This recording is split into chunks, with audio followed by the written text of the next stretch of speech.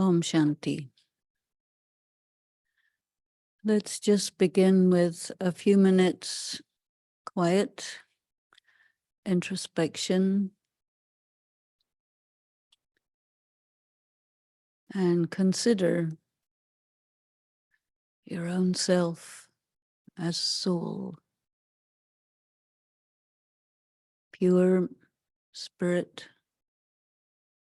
quiet, clear.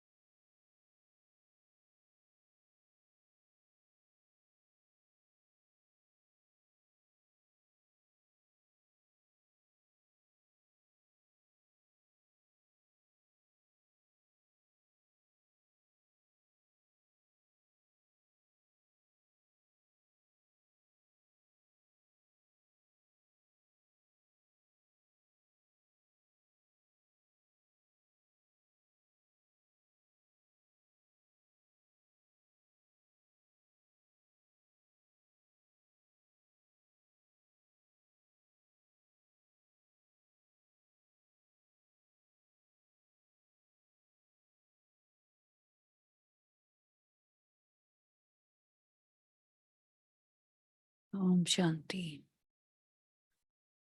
So Om Shanti is a very helpful word with many meanings, many layers of meanings. It is a mantra. A mantra means a piece of advice. So the advice of Om Shanti is be still, be quiet, be at peace with yourself, with the divine, and with the ways of the world.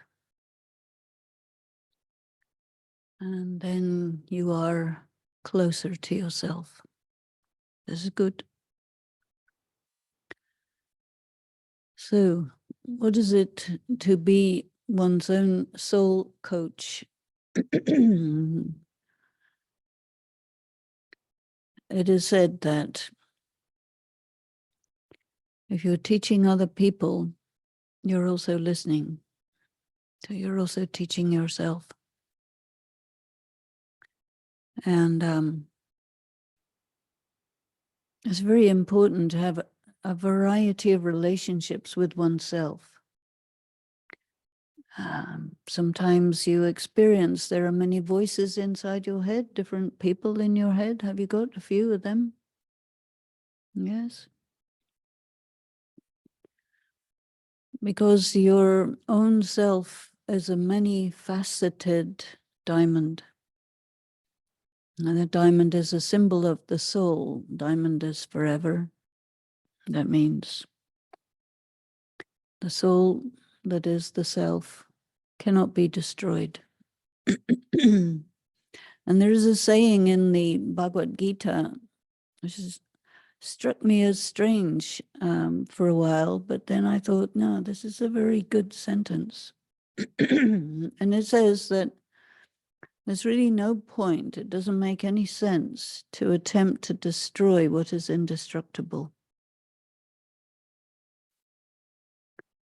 Have you heard that before? So there are sentences, ancient sentences that persist through the ages. And something that persists is considered as something that is very important, very valuable, very meaningful. But sometimes you have to sit and think about it for a few centuries before it strikes your mind that, yeah, this is an important piece of information. What is indestructible? Many things. The most indestructible thing of all is yourself. And the many people, they're afraid of death, right? Why is a person afraid of death? It's important to consider why. And there's two kinds of deaths. One is physical death, you leave your body, and another is ego death. In the ego death, you die from what is unreal, false, and a lot of it has to do with being in opposition to what you perceive. You perceive something, you don't like it, you're in opposition to it. And it connects us with this idea that it doesn't make any sense to destroy what's indestructible. So one indestructible thing is circumstances. They arise, whatever they are, they arise.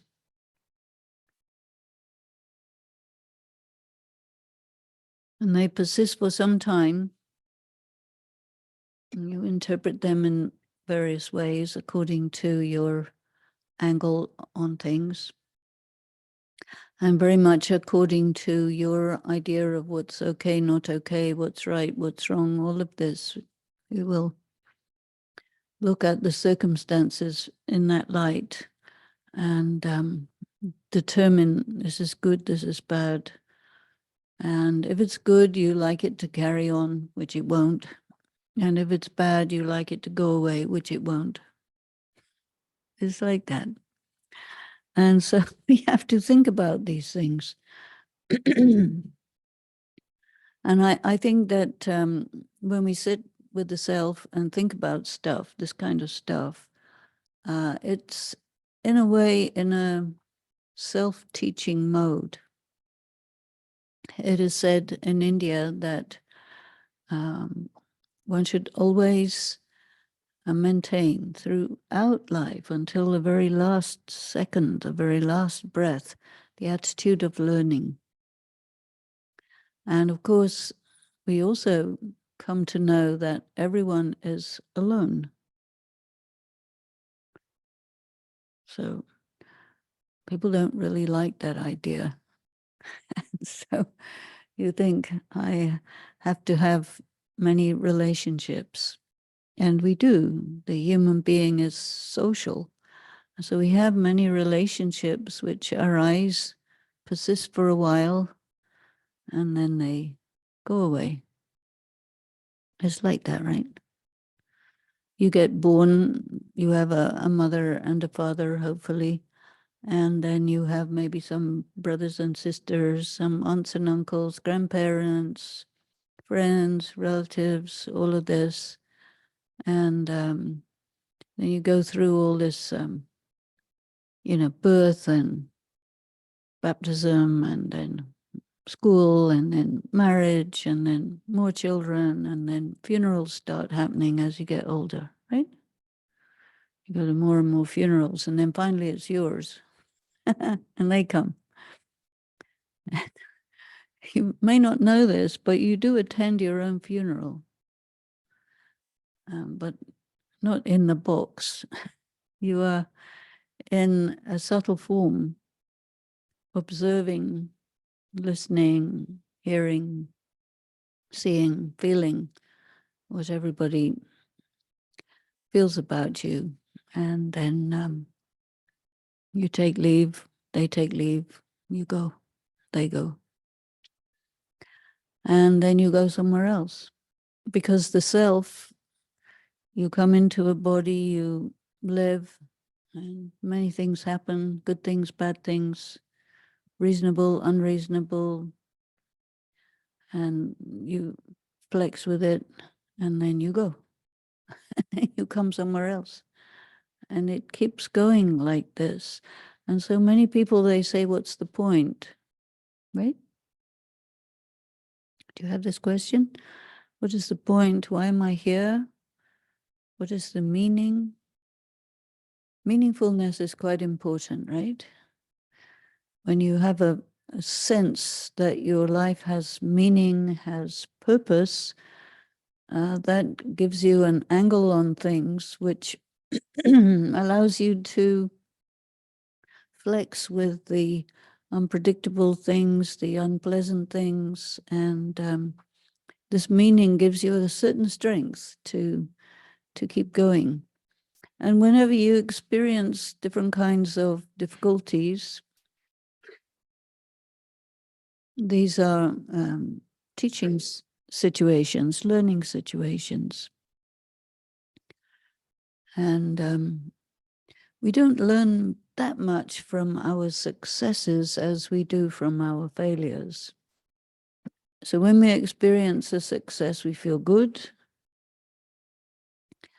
Everybody says you're wonderful, marvelous, and fantastic. And you think for a moment, yeah, I am. And then you think, no, I'm not. And then you think, they don't know. And then you think, I don't know. Is there a meaning in my life or not? And so it's a very important questions which put us into sometimes a disturbed state. And I think that being in a disturbed state is quite provocative of sitting down with oneself and deciding, okay, self, take oneself in hand and say, okay, now, what is all this? What's going on here? And one of the most important things that we have inside the imperishable self is conscience. Conscience? Everybody has a conscience, right? Somewhere. But a lot of time it goes to sleep, right? Doesn't guide you. But I find conscience is very, very reliable. And sometimes your conscience will tell you in advance of you doing some stupid thing that, hey, you know what, that's a stupid thing, don't do it. And you say, you know what, I'm going to do it anyway. And then it says, well, I think that you don't need me. So I'll see you sometime. Have a nice day. And it goes away. It doesn't talk anymore. Have you experienced that? And so it's quite important to know that one of the very important permanent people in your life is the conscience. And that when we don't pay attention to it, it may divorce us. And you feel very abandoned because no guidance. So then I think one very important thing to teach oneself is about restoring conscience to its place, its right place in your existence. All these things are in the inner world, because in the outer world, it's different. But in the inner world, it's really, when you understand deeply that yourself is forever, then that means you have to live with yourself forever. And that's a very interesting thing to consider, because there are implications. I have to live with me forever. That means there is no way at any time ever that whatever's on my conscience will not be on my conscience.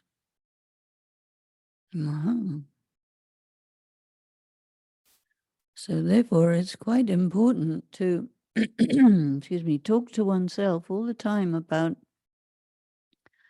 first of all, the most important person in existence for you is yourself. Because you will not live with any of these other people forever. They come and go. You will live with yourself forever. And a person who can't live with themselves is somebody who has something on their conscience. But they have to live with themselves. But they live with themselves in a tormented state. That's how it is. So then you have to ask yourself, discuss with yourself, hey self, do I want to live forever in a tormented state? And self says, oh, no, no, no, no, I don't. Right? Obviously. So then you say to yourself, okay, in that case, at all times, you must act according to your conscience. And it will cost you a lot. General publicity about these things is that it doesn't cost you anything to do the right thing, but that's not true. Doesn't cost you much to do the wrong thing. It costs you a lot to do the right thing. Now, normally people would think that that's not logical. So you have to sit with yourself and teach yourself and discuss with yourself whether this is true or not. Because you have deep down in yourself certain criteria that you apply as you move through life and encounter different ideas to decide whether it's true or not. So you sit with yourself and say, well, hey, self, is it true what they say? You have to check. And you check it against your internal criteria, because there's no point checking it against public opinion, because you already know that there is nothing more unreliable than public opinion. It's the most unreliable thing in existence, which is well known to the ancient philosophers, but not too well known to the pollsters and that. They think it's reliable, but no. Public opinion is very fickle. Anything fickle is like this for 1 minute, like that for 1 minute. And what you are looking for is something solid, stable, steady, that is like a lodestone or a pole star, something that you can rely on as something that's not going to move. So you have to think about, aside from the fact that yourself is always in existence and you will always live with yourself, whether you can or not, whether you're nice or not, better if you are in step with yourself rather than out of step, much better. What else is reliable? What else is there with you for forever? And that is your destiny. Do you have a destiny? You have a destiny, right? You don't know what it is, but you have one somewhere. And as the days go by, different elements of your destiny come from the future into the present. So it becomes important to have a relationship with your destiny, as well as a relationship with your conscience. Because you live forever with your conscience, you live forever with your destiny. And other things, they come and go. So this is important. So then you think, okay, well, what is my destiny? And who am I and what am I really? And very, very difficult to answer that question. But as you sit with yourself and discuss these things with yourself, you're engaged in like a lifelong dialogue with yourself. And you evaluate yourself, you evaluate what's going on. And I think you analyze yourself again and again. Do you do that? And in my own experience, you analyze yourself again and again and again and arrive at the same conclusion. Do you? So that means if you keep on arriving at the same conclusion, it's probably reliable. Because you analyze yourself in depth and you put everything out on the table, look at it and see, okay, yes, I am this. And this also gives you a little bit of insight into your destiny, because your destiny corresponds with what you are, who you are. And everyone is highly individual, but there are things that we have in common. And one of the things we have in common is that we are related to each other on a soul level. A soul means that which is permanent, eternal, and forever. And so there is something that links people together, which is permanent and forever. And this is like kind of a fabric of human existence, human, not human society, but was under human society. And there are things we do that honor that, and things we do that dishonor that. And so this web that joins us together gets disturbed from time to time. It's in harmony from time to time, breaks apart, comes together again. But ultimately, it's always there. And so our destiny is interwoven with other people's destiny. And so, along with being alone, we are also never alone.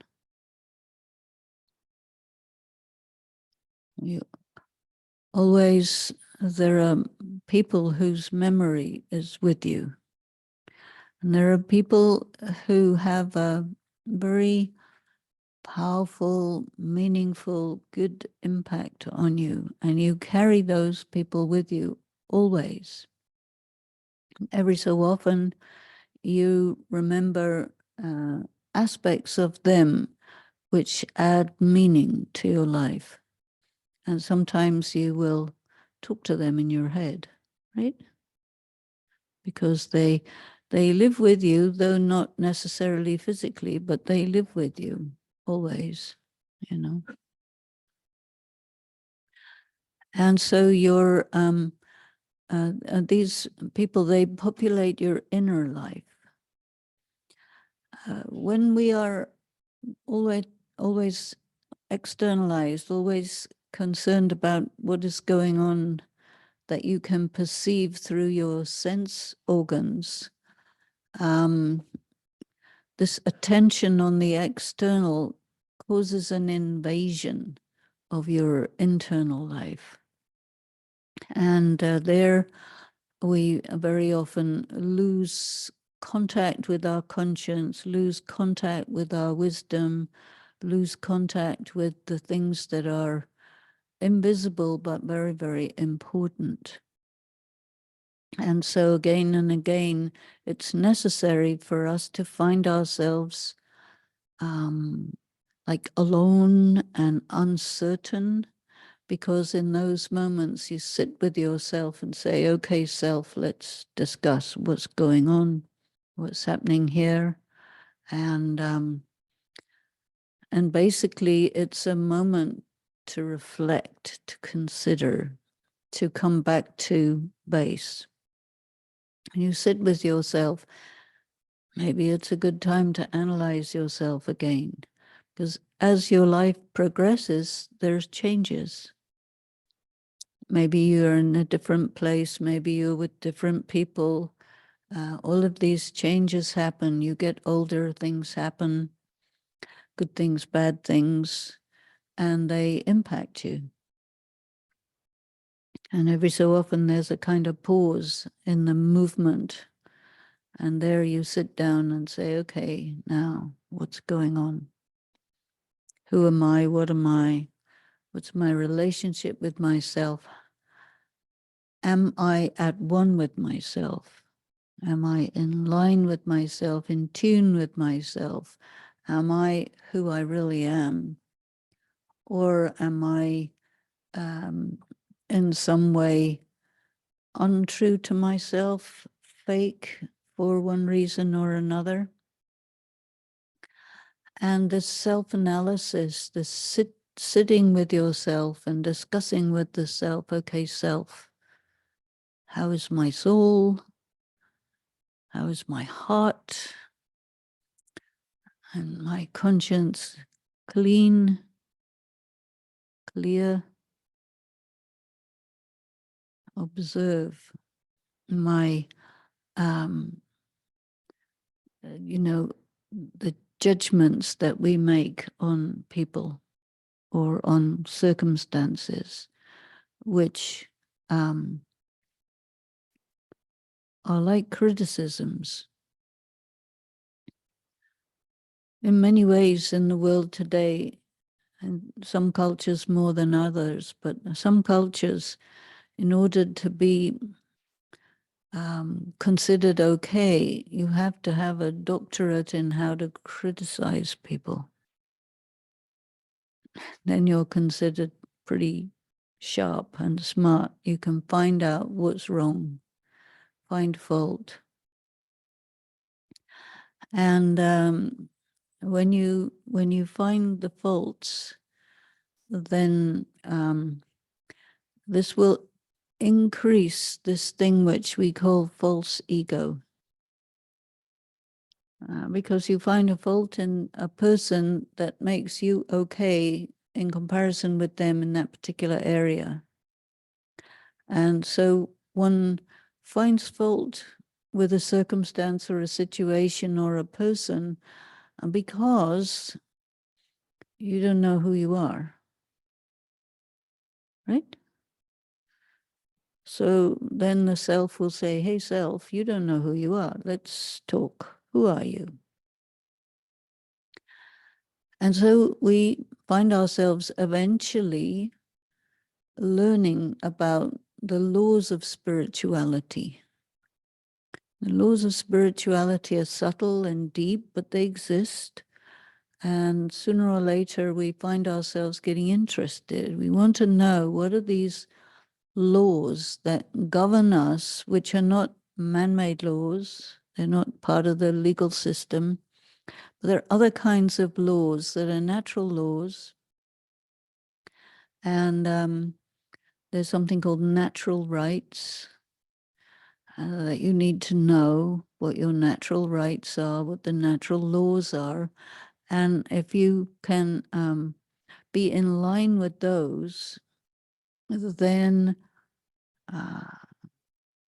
I think it gives you a very good angle on things.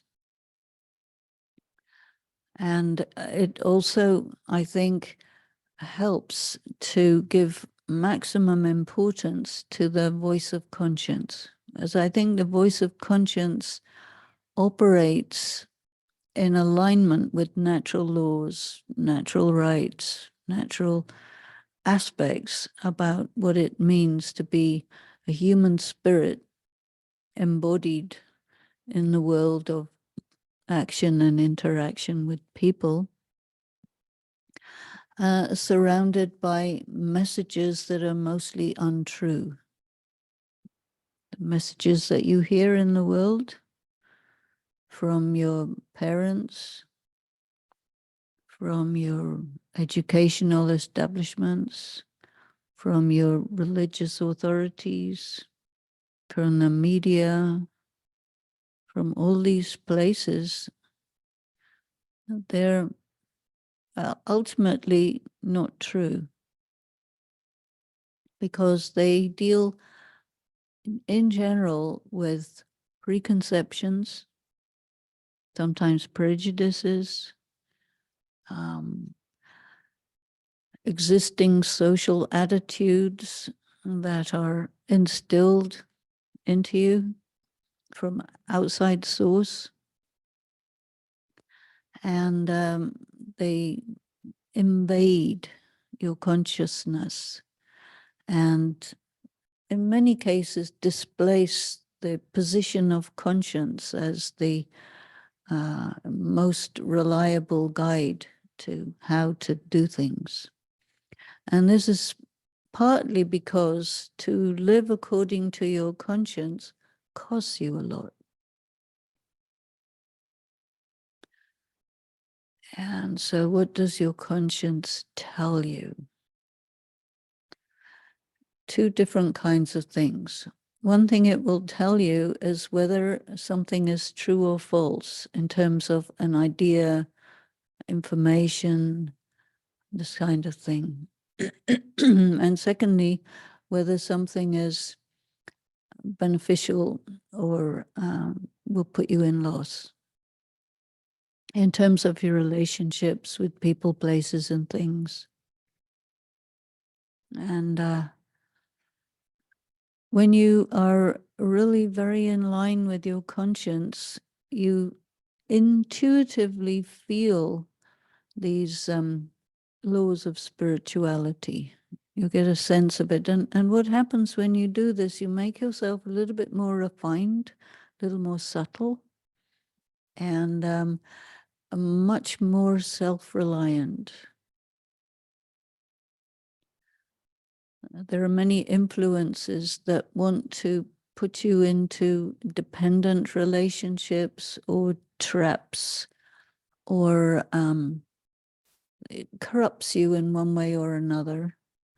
And then you don't like it eventually when you find out what it's done. But this will not happen when you give lots of attention to the inner voice, the intuition. And so time spent with yourself, discussing with yourself about what's what, is very valuable. And especially when you do it in the context of, I will live with myself forever. So I must make sure that I'm right with myself, right? So this is a very key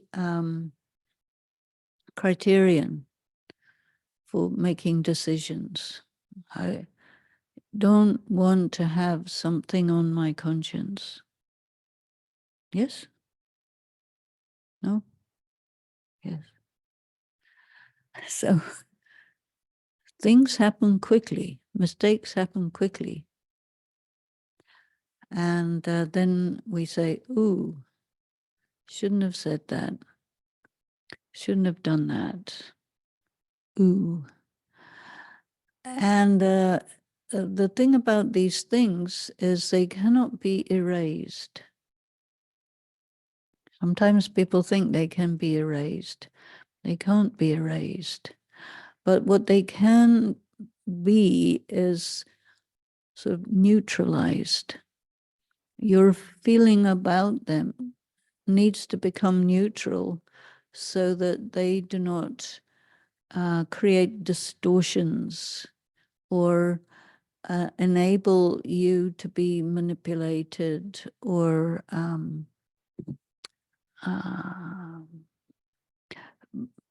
disempowered, things like that. Because it's very, very important to, part of being right with yourself is part of being in your power. And you find that your path through life has many influences that make you into a person with false ego. And that is a kind of flip-flop between superiority and inferiority, which shifts according to circumstances. And in that flip-flop, it's quite difficult to make contact with the pure ego. So you can say this ego, this sense of self, or this self-honor, the self-respect. So being one's own coach of the soul is most important, to go along with yourself like there's two people, you and your conscience, and always making sure that I am honoring who I am. Now, other people may not, but that's neither here nor there, because it's none of their business who I am. This is my business who I am, right? And things happen which you see, which you say, oh, this is not right and that's not right, and so on and so forth. We are very good at finding fault. And when we come back again and again to the self, okay, probably come back to what the people in 12-step programs talk about as the serenity prayer. Are you familiar with that? It's an interesting prayer. It says the recovering addict will say, oh God, you know, I need the ability to change the things I can and to recognize the things I can't change, and the wisdom to know the difference. And many of the things that we criticize are not in our jurisdiction. And some of the things we criticize is because we look at something from our angle of ethics, morality, and so on. You know, accordingly, we say this is right or this is wrong. And from our angle. The laws of spirituality help us to look at it from a multiplicity of angles. And then I think you're able to understand eventually that whether it's right or wrong, it is what it is. And then, okay, what is my relationship with it? Because there are many things that we can't do anything about, right? And I think people would prefer to be in control of everything. You're not in control of much, except what you say next. Even that, something comes out of the mouth which you say, oh, you can't undo it.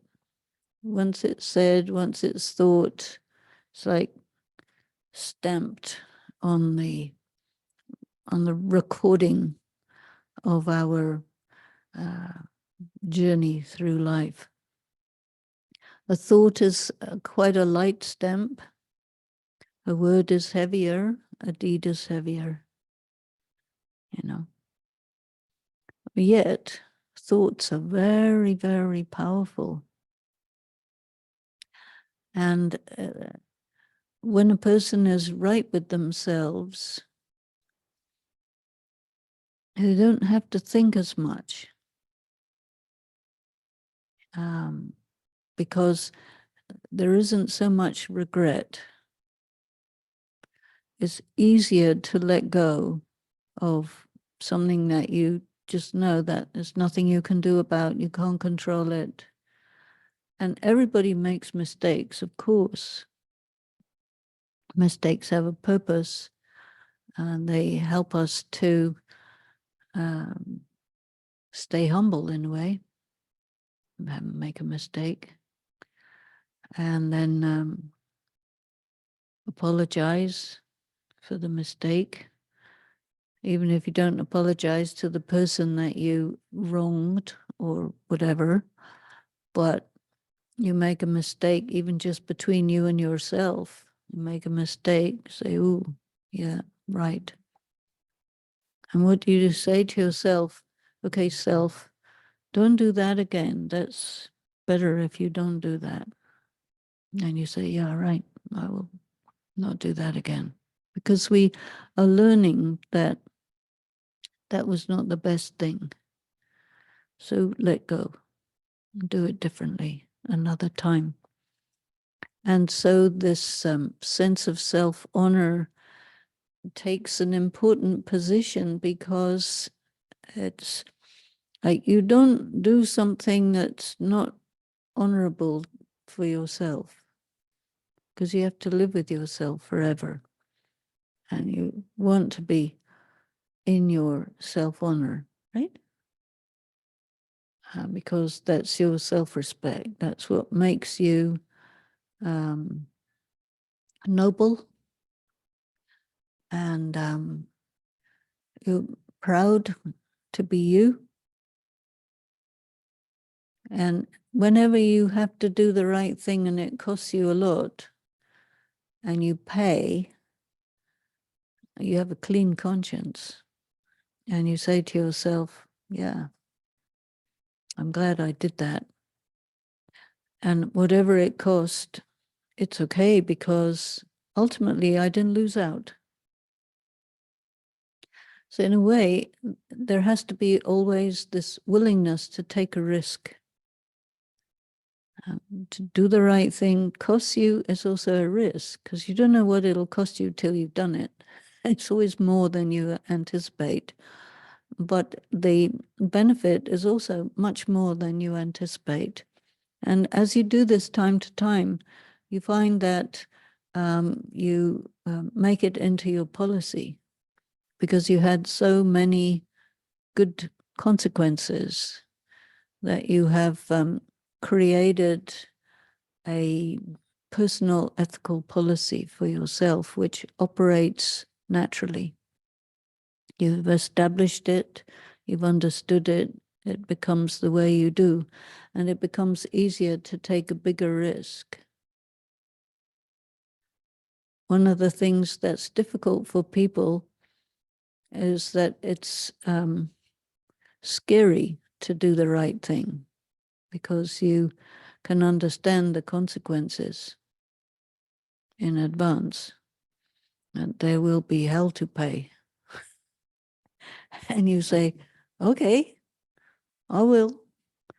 But because I have to live with myself forever, hell to pay is pretty short. Will live with myself forever. That's very long. So hell to pay, okay. Then we ask ourselves the question, how do I make sure that I have the wealth to be able to pay the high price that it costs to do the right thing? And that is, it's an accumulation of doing the right thing that gives you the wealth. It's not visible wealth, but we can call it karmic credit. So when you sit with yourself, teach yourself, you say, self, you got to make sure you're doing things to create karmic credit. Every day, do something to create karmic credit. Enrich yourself, empower yourself, decorate yourself with skills and qualities of how to be a good quality human being. Make your vibrations very clean, very beautiful, very fragrant. And these little things, they add wealth to who you are. And then, of course, everybody arrives with plenty of junk, right? Because this is not necessarily the first time around for us, right? So in spirituality, we also take a look at this concept of reincarnation. And you may think, yeah, I've reincarnated many times, or you may think, no, this is it. But anyway, people who think that you've reincarnated many times, you understand that, yeah, I've arrived with a whole bunch of, debts and junk and stuff, the baggage, that comes with us. And so this time is good to free ourselves from all of this baggage, simplify, let go. And when we're sitting with ourselves, baggage will come up in the mind. Baggage will come up in the mind in the form of various things that you don't like. And so when something comes up that you don't like, then it means you have a bondage with that you don't like. right? Have you got a few things you don't like? So these things you don't like, it's like in philosophy of karma, they talk about everything is either attraction or repulsion. So repulsion also creates bondage. Attraction also creates bondage. And I think the aim of the person who's sitting with the self, living, discussing along the journey of life, you want to be free, right? Is that freedom? And as Americans, freedom is quite important, right? Life, liberty, and the pursuit of happiness. That's the motto. So liberty or freedom, freedom to be yourself, freedom to express yourself, freedom to love yourself, many different kinds of freedoms. And yet, there are many bondages that we come in with. And so when you're sitting with yourself, teaching yourself, discussing with yourself, a lot of it has to do with what is holding me back, what's holding me down, what's stopping me being free. And one is to be free from, and the other is to be free to. Free to be, free from bondages and limitations, attractions, repulsions, all these things. So we need to notice them. So sitting with the self quietly, analyzing the self rigorously, gives us the opportunity to observe and take note of what is the weight that is pushing me off track. Because, when you're going along, there are things that have an effect, like wind. If you're going along in a big truck and there's a lot of wind, it can knock you over. And if you're sailing in a sailing boat and you have too much wind, it can also knock you over. And in life, wind is a symbol of your emotions. You get provoked and many emotions come up when there's these winds which are pushing you. And they're more powerful than you. And they take you off course, take you off track. And then when you're analyzing yourself, you say, okay, now what is this energy that's pushing me in this direction, that I end up doing things that are against my better interests, and I end up actually paying and not really benefiting and doing the wrong thing. When you do something against your better interests, it's called doing the wrong thing. And this wind will do that. This is the weight of past karma. It's a weight or a force that pushes. And you can detect it when you look at it as whether it's an attraction or a repulsion. So there are a lot of things you don't like, that's repulsions. And there are a lot of things you want, that's attractions. And freedom is a form of neutrality in the face of these things, so that you don't engage with something that's stronger than you and pushes you to do something which is not in your best interest and which you come under the influence of, you become enslaved by, and then that takes away your freedom. And so we need to become a little wise to what is taking away my freedom, or why do I give away my power so easily to something that if I'm in my right mind, I would see very clearly, hey, that's not for me. That's none of my business. That's not where I want to be or where I want to go. So this accompanying the self along this journey of life in the face of all these different circumstances which trigger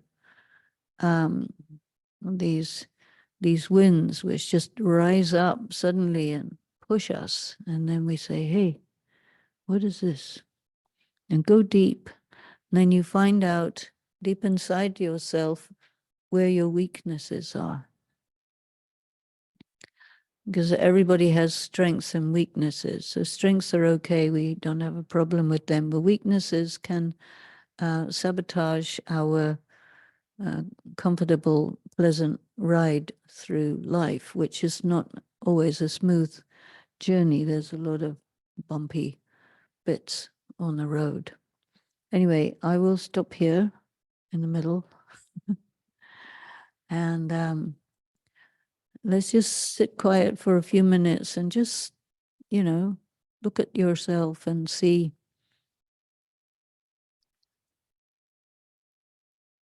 who you are, what you are with yourself. Think about, I have to live with myself forever. So being right with myself, this is a very important thing for me because I will be here with me forever.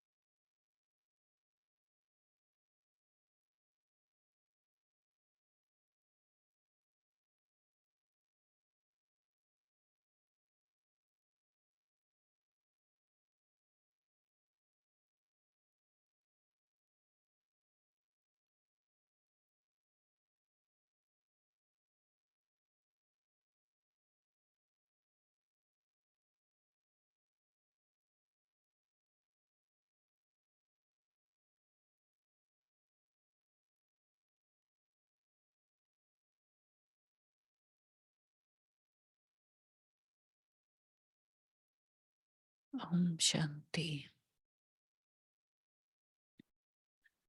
So like this, take time, few minutes, time to time, thinking about, I will be with me forever. So I must be right with myself. Yeah? Do you like that? So let me see if anybody would like to ask a question. We have a few people who are online with us who may also like to ask a question and make a comment or share something. Brother Harsha. Om Shanti. If anyone have any questions, please leave on the chat. Anyone here? So you have something, if you just take the mic so that people can hear who are with us online. What about letting go of the past? Letting go of the past. It is the case that we tend to hold on to something which you may call a resentment or something like this. So holding on to something that has to be let go of, but it doesn't change the past. What you let go of is that you're holding on to it. So although it is said, let go of the past, I think we need to be more precise about it. And in some ways, I like the expression, let it be, rather than let go of it, because a lot of people feel that if you let go of the past, it goes away, but it doesn't. But if you let it be, it means something more like, it's okay with you, it is what it is, it was what it was, and it's okay, and I am, come to terms with it. You arrive at a kind of acceptance, let it be, it doesn't matter one way or the other, it is what it is. That, I think, is a good approach to it. We have all these expressions that people think are good expressions. Everybody uses them. But I always, critique them and think, is this right according to my analysis? Will I use this expression or not? Like sometimes people talk about unconditional love. I say, you know what? There's no such thing. What are you talking about? There's lots of conditions. See? And unconditional love. Why do you like this idea of unconditional love? It's because you don't want to be held accountable for anything. And it's important to be willing to be held accountable, because we will be held accountable sooner or later. So love, very important. Delete this word unconditional, because it's a deceptive word. Because there are many conditions that we don't know about, but they're there. So I would delete that word, because it's very, very important to think about and expect to be held accountable. Sometimes if we use this term unconditional love, we want other people to love me unconditionally, regardless of what I do or did or will do or what. And then it means that I do not allow anybody to hold me accountable. Okay, but you will not be successful, because accountability is one of these natural laws, one of these spiritual laws. Things come up when they come up, and that's just nothing to do with whether you like it or not, or you permit it or not. It comes. It's more powerful than a human being. Then comes the word forgiveness, very fashionable word. You've got to forgive this, you've got to forgive yourself, you've got to forgive this other person, and. And if you check the meaning of forgiveness, it means that whoever has a debt doesn't have to pay it. But it's not like that. You have to pay your debts sooner or later. Cannot be forgiven. But when you generate wealth, inner wealth, then whenever your debt comes up, you have the power to settle it. You settle it, and it's not the end of the world. And so, and you may say to somebody, I will not, do anything against you. You may have done something. I will not do anything against you. So you don't. But sooner or later, something will call that person to account. So you can't just sort of intercept and change the course of natural laws because they happen by themselves. So you can say, okay, I will not punish you. I don't have to. But I can't do anything about the consequences of your actions. I can say, okay, I will let it go. I will let it be. But I don't have total power over what happens to whomever, you see. So we can't really say that we forgive people. So I prefer to say, it's okay, let it go. And let it take its course. If somebody owes you something, it will come to you.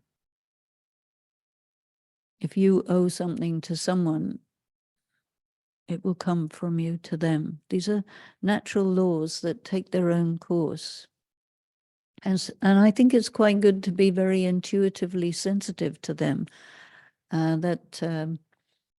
Sometimes something happens to you and your immediate feeling is, what did I do to deserve this?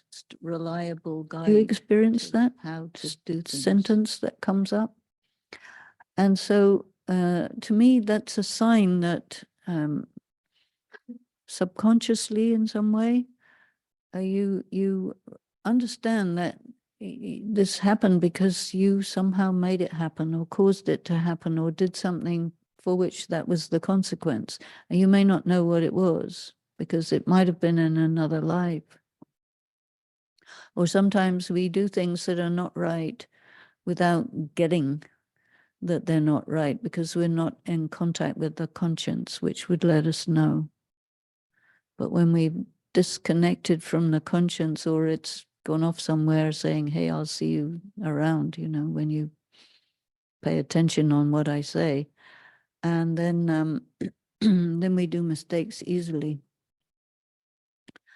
And then there's other times when you say, what is this? Which is not the same sentence as what did I do to deserve this? And in that case, when you say, what is this? Or how is this possible? Or something like that, then it's better to think of it as a phenomenon. Something that happened. Maybe it gives you depth of understanding about things. Maybe it gives you greater skill in certain adverse circumstances, which is good to increase your capacity. Maybe it teaches you compassion. There are many, many things that come up which are not because we did something to deserve it, but which come up because it enhances our totality of being. It may not be a pleasant thing, but it has a very beneficial effect to increase our the quality of who we are. So this is something you'll say, okay, now this is good. Mm.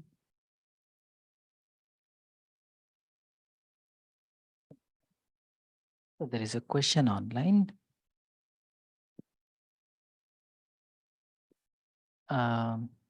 So you mentioned that there are many voices. There are many voices in the head. Yeah. Voice of conscience, people. And could you elaborate a little bit more on those voices? And who are all these people in your head? Well, I mean, there are different aspects of yourself, right? And also, they are people who have done a lot of talking to you, like strong talking to you that you've internalized, and they start, they invade you. And this happens with people who are very influential, who are very important in your life, and especially authority figures. It also happens in association with different kinds of traumas that you've experienced, because people are very sensitive So something happens, it may look like it's not a big thing, but it may really be a big thing because you're sensitive. So that thing invades and becomes part of this population of unnecessary people in your head. And they're there. And so I think one of the things that we are doing when we're sitting with the self, really teaching the self, is identifying who's in here and who belongs and who doesn't belong. And so if there is a voice that has been maybe with you all your life, but who doesn't belong, then you need to do some eviction. And that requires strength, you see, because you had to boot somebody out who has gone into your head and won't leave, you see. And so therefore you need to be firm, strong, and clear about that you are not interested in this character living with you. And you say, out. And they're very insistent that they can't live somewhere else. They have to be there. They've been with you your whole life and they're not leaving. And so then you may need to evict them many times before you can really let them go, because there's some kind of elastic on them that pulls them back, even you push them out. And this is because you have got a lot of karma with those individuals. So there are those. And then you've got other characters like self-doubt. That's quite a powerful character who comes along and says, oh, you think this or that about yourself, but actually you're no good, nothing, etc., etc. And self-doubt is quite often the internalization of an external being, person, who has conditioned you to not have faith in yourself. And so that's something that has gone in, which is not you. And you need to sit with yourself to identify now who is this character and where did it come from? So sometimes you have to really go back in time and think about, when was the first time I heard this sentence? Because it goes in through your ears into your mind and takes up residence like a kind of parasite and eats away at your energy of your being. And so need to identify this and evict. And so one of the things that's very helpful in this is, I was talking about your self-honor and who you are and your nobility and so on. So you need to really take a look at who you really are, which was who you were before any of these characters decided they would shape you up and sort you out and fix you and whatever it is they think they can do. Because the essential you is there, but pretty deep, quite buried, quite affected by all of these invasions and these statements about you that have come in from various people that you have internalized. And one needs to distinguish between the real me and these other individuals, and make yourself free, because this is an invasion and it takes away your freedom to be who you are, because a big part of your character is reacting against them, and that brings in negativity. And then as people start criticizing you about this and that, but in many cases, it's your reaction to stuff that was put on you that really shouldn't have been, but it was. So we have to come to terms with it. It is what it is. It's nothing to do with me. There's these guys' problems. So thank you very much. Have a nice day. See you around. Go away. Don't come back. And if you come back, I'll kick you out again and again until you don't come back. Right? So this is our part of self-care, to restore ourselves to our sanity, our who we are, all this. And so this is a very good thing, to sit with the self and this is you, no, this is not you, this is you, this is not you, this is these guys, you know who they are. Out. Right? Even if they've been there for 100 years, it doesn't matter. You're eternal, so what's 100 years? Nothing. Right?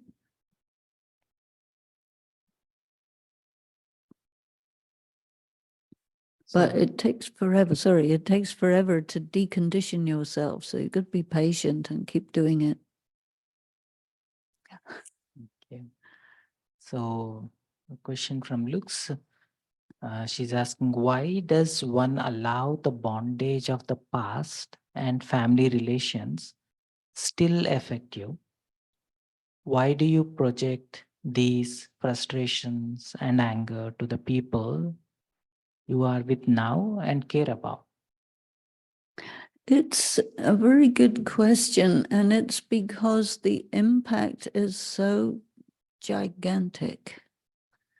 It's there in your whole life from the earliest days where you have no barriers against it. So it went in without anything to stop it going in, and it marks you very strongly.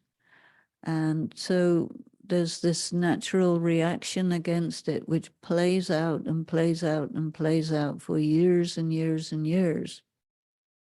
And once you really start sitting with yourself and noticing these things, identifying them, identifying the real self, and choosing to be with people who are not toxic for you, but who are really beneficial for you.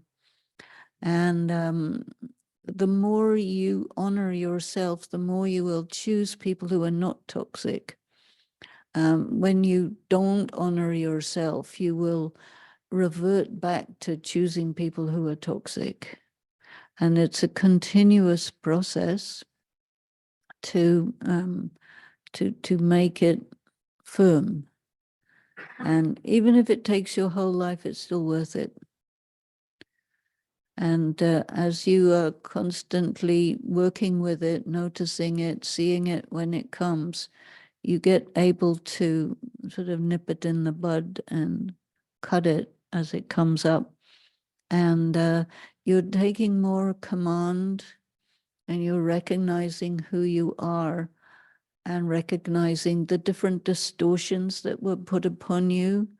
The other thing that helps really a lot, what we find is meditation. So we did a little bit of quiet time a couple of times this evening together, but also meditation is something one must do oneself, with oneself. And meditation means that you are connecting yourself to your essential self, your eternal self, your original self, which has a resonance. It's in a way, a possible metaphor for it is a musical instrument, a string instrument. It has to be tuned all the time because it goes out of tune all the time, right? You have a guitar or a violin or something like this. So there's a note and you play that string and it has to be right. And you have to tighten it because it gets loose. And when it gets loose, it's called flat. And it's not right. And so these things that happen to us, they put us out of tune, out of sync with ourselves. So meditation, you're tuning yourself to your essential self. And you're also tuning yourself to a higher power, a higher source, which is always in perfect resonance. So you resonate with that resonance and you get into a harmony. And this will alter your whole, you can say, resonance of your being, and which corresponds to your essential self. And you are no longer in tune with something that's out of tune with you. You see, because that makes you out of tune with you as well. So meditation is a very, very empowering thing. And so we have to learn many different ways to meditate, to get ourselves in this right harmony. It's very powerful. And when you can hold it, other things that keep trying to put you out of sync with yourself get less able to do it as you get stronger in your own sense of self. You know your resonance, what is your note, and it's very individual. Everybody has their own note. Oops. And so you need to be in that. And then other things which don't resonate with you, you won't be drawn to them, either attracted or repulsed, you see, because it's this attraction, repulsion which takes you away from yourself, you see. Mm-hmm.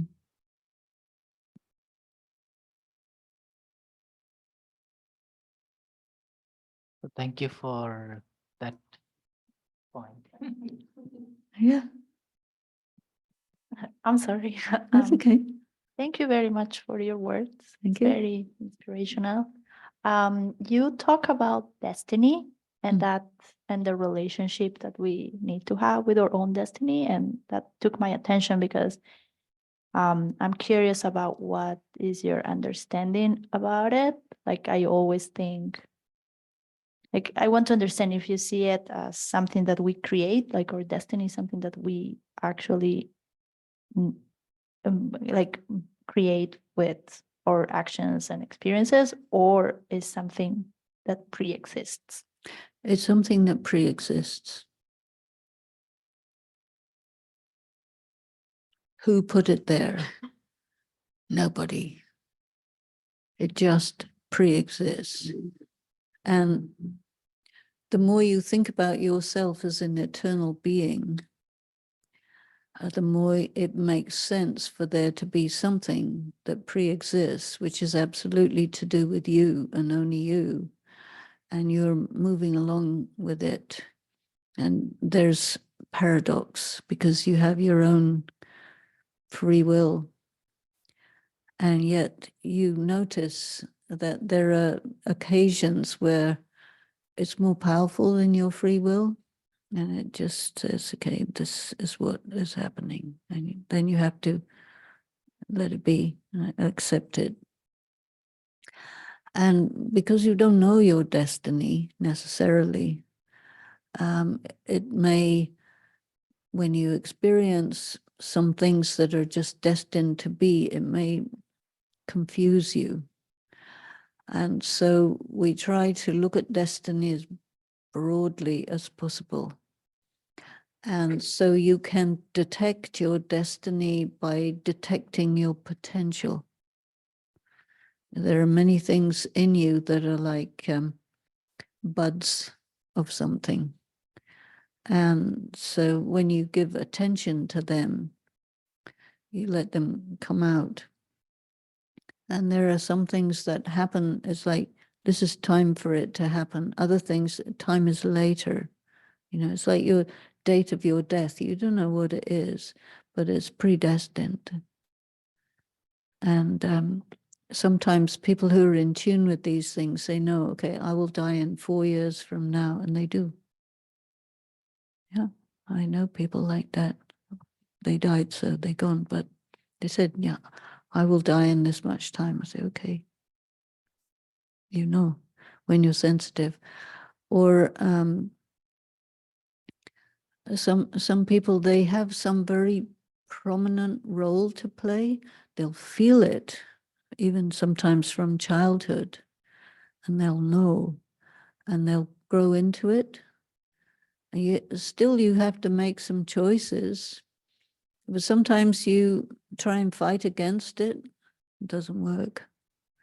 And so it's to me very interesting to consider you do have a destiny, and then you say, okay, well, if I have a destiny, I will know what it is. See, because I need to, live with it and make it show itself because I'm interested. Okay, destiny, show me. And sometimes your destiny will require you to step up. And you don't want to step up because it's too hard or something like that. But it'll say, step up. You got destiny. You have no choice. Come on. You're a big sports person or you're a big something. It'll demand. I say, okay, then you have to surrender to it. It's a wonder.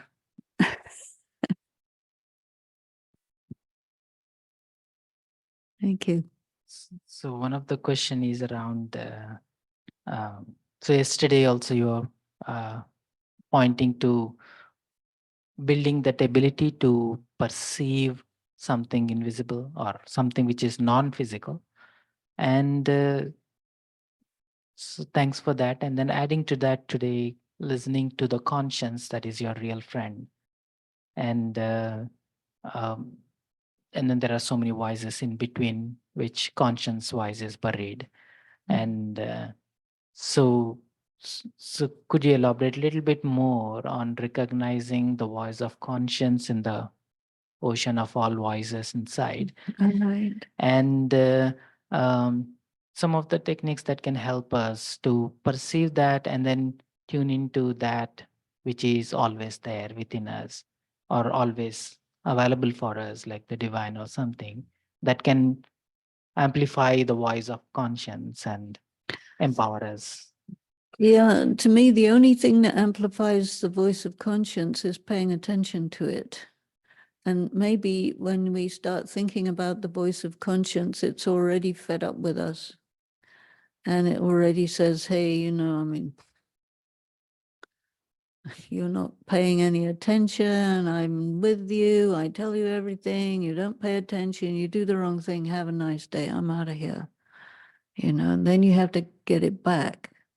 So that means there'll be all sorts of moments in your life where you have to decide what to do. It can be very small things, to say something or not say it, to do something or not do it, whatever.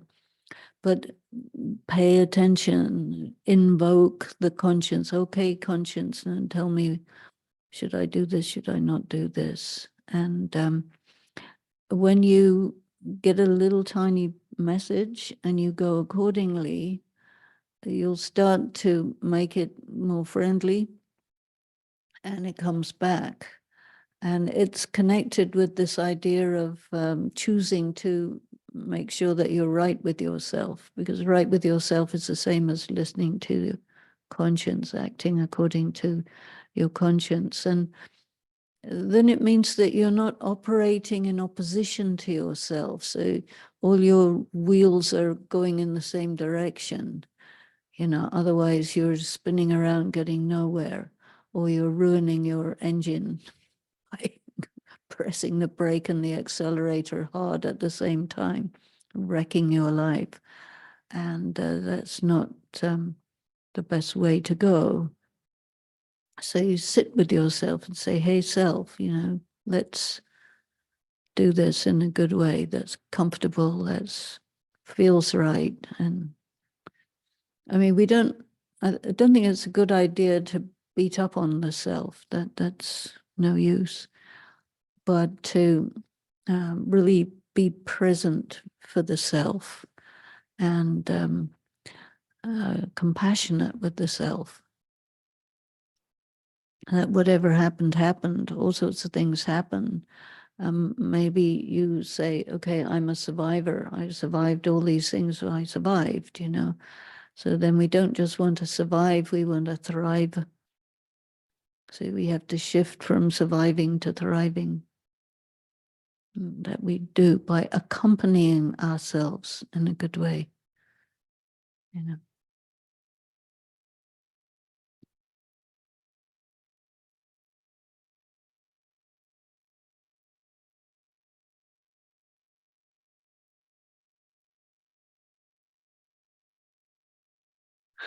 Om Shanti. Shanti. Thank you for detailed explanation.